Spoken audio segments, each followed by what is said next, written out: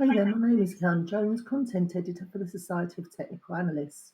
On Friday, we have non-farm payrolls, and ahead of that, we're going to be looking at the euro versus the US dollar chart. Now, as you can see, the euro has been under pressure now for a couple of months, and we've recently broken into new lows for the year below the 104.82 January low.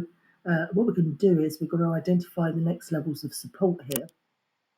So, you've got your first level is the 50% retracement of the entire move up from September 22 to the July 23 peak. That comes in at 104.09. But to my mind, the big level is going to be 103.40. Let me just show you on a longer term chart. This is a monthly chart. And as you can see, 103.40 is the low we got in 2017. And just ahead of there, we've got the lows we saw in 2015 coming in at 104.62. So we are approaching some pretty strong supports down here.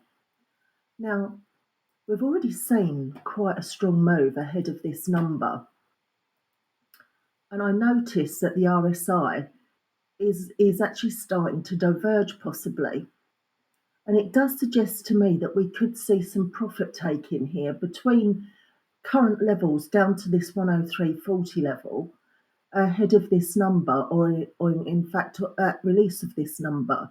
And you might want to think about tightening up your stops ahead of there. Now, as you can see, we've got a lot of overhead resistance. 106.35 is the low we saw at the end of May. We've also got a downtrend coming in around 107. And quite frankly, well below there, this thing is going to remain offered. But going into this number, we've already seen quite a big move, and you might want to tighten up your stops.